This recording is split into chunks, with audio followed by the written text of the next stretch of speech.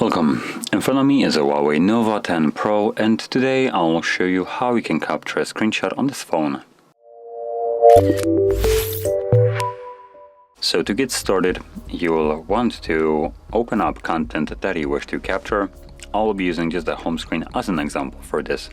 Now once your content is open and visible on your screen, simply press power key and volume down at the same time.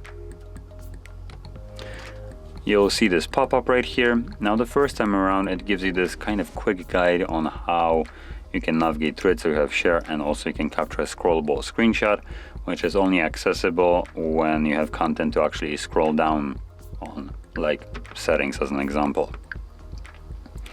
Now if you don't do anything with that pop-up that was visible, it just disappears, and the screenshots that you have captured can be located in your gallery application. Just go back, there we go, and it's going to be visible in photos. As you can see, there it is as the latest photo, or also in albums under screenshots, apparently all photos, and yeah, that's uploaded. So let's open up screenshots, and you can see it also in here. So anyway, if you found this very helpful, don't forget to hit like, subscribe, and thanks for watching.